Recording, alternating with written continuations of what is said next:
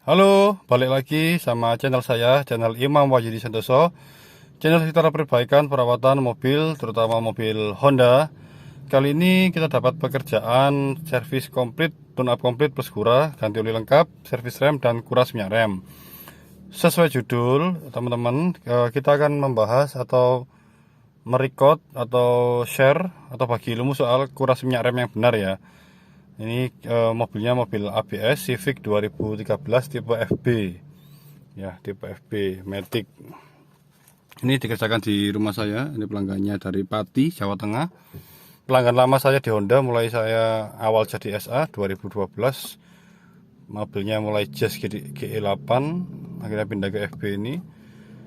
Sekarang masih cocok dengan saya, sehingga dari Pati, Jawa Tengah, servisnya tetap minta diservis sama saya, ndak mau ke orang lain atau tidak lain. Alhamdulillah masih diberi kepercayaan.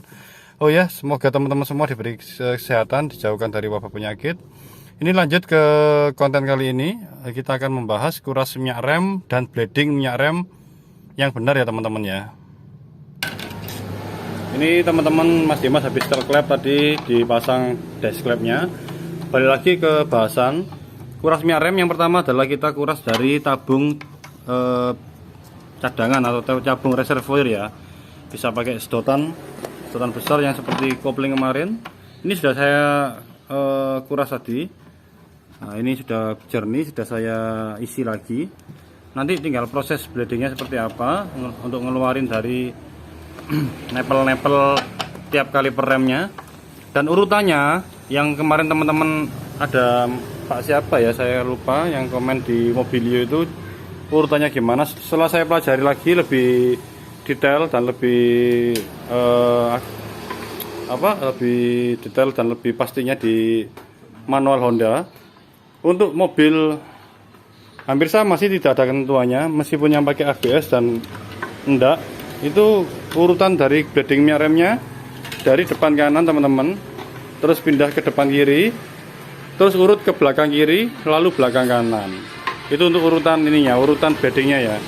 Ya nanti kan ini masih di proses pemasangan mesin. Nanti kita bleeding ini fungsinya adalah mengeluarkan minyak rem yang kotor yang di saluran-saluran ABS ini, yang ke roda, ke nepel-nepel ini. Ini minyak rem nanti dikeluarin dari nepel ini. Ya, dari nepel ini itu dibuang sama di bleeding. Bleeding itu mengeluarkan angin yang terperangkap di saluran-saluran minyak rem ini teman-teman ya. Untuk prosesnya gimana mungkin saya skip dulu, ini teman-teman masih pasang perakitan mesinnya. Ya teman-teman, ini kita proses bleeding ya. Ini seperti kopling kemarin, kalau bisa minimal 2 orang, satunya di dalam untuk tekan pedal rem, tekan atau kocok pedal rem, yang satunya bleeding, dan nanti ngisi minyak rem dikeluarkan. Alat disiapkan adalah kunci ring 10 atau pas ring 10 silakan, sama selang yang panjang ya, biar dia tidak muncrat-muncrat ke sini, itu kena cat malah bahaya.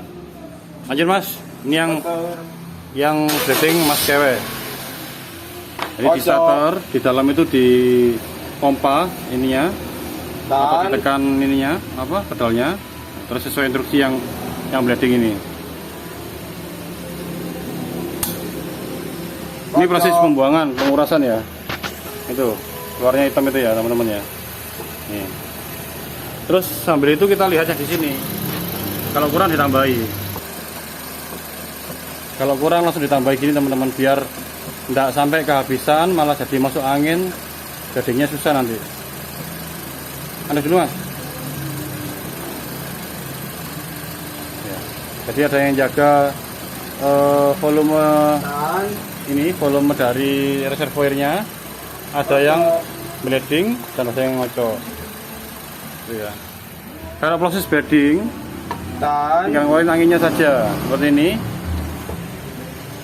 Diulang-ulang 3 sampai 5 kali, dilihat di salurannya ini tidak ada angin yang keluar ya. Kalau masih ada gemuruh angin ya diulangi sampai bersih, tidak ada gemuruh dari angin.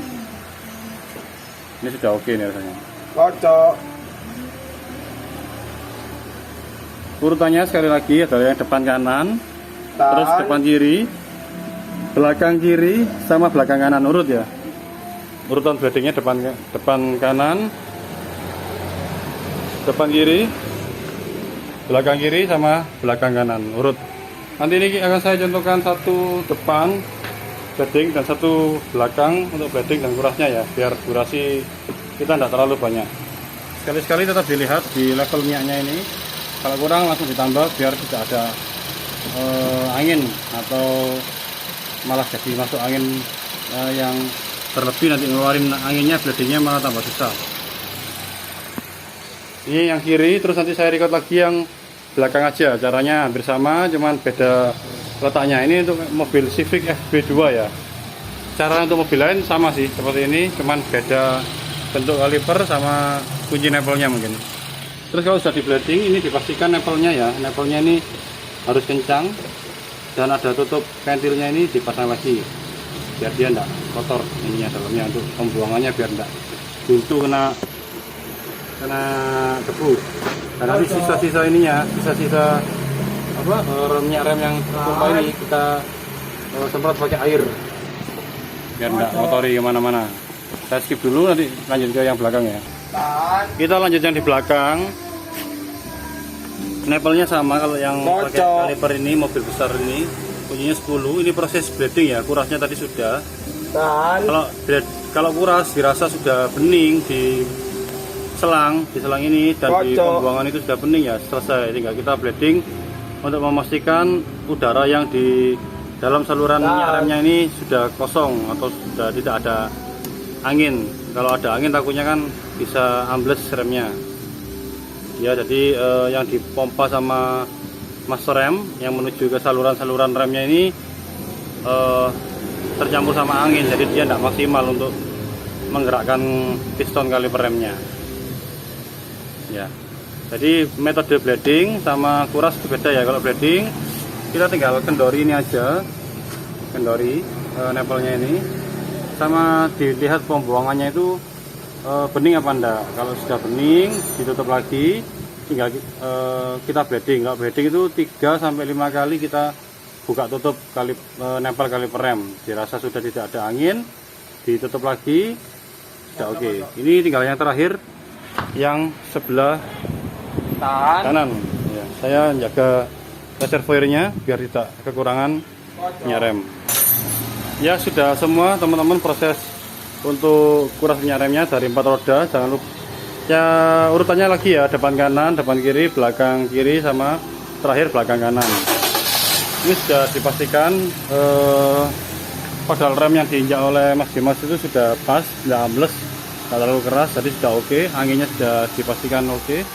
Ini sekarang kita proses learning ini kita menunggu ini ya, menunggu suhu kerja mesin 95 derajat. Minyak remnya yang dikuras tadi seperti ini, hitam. Ini dilakukan setiap KM 60.000 atau 3 tahun ya, mana yang lebih dulu.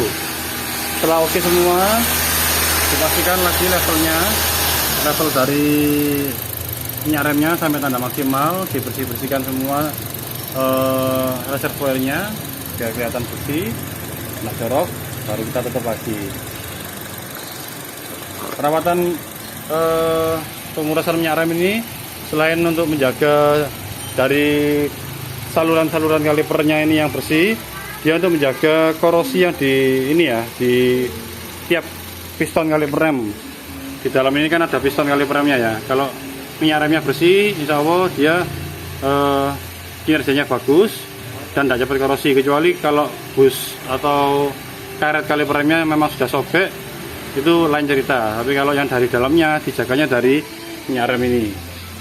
Minyak rem ini itu mobil-mobil baru, Mobilio, HRV, CRV malah bahaya kalau telat kuras minyak rem. Modulator ABS ini cepat macet katupnya, jadi resikonya besar ganti modulator.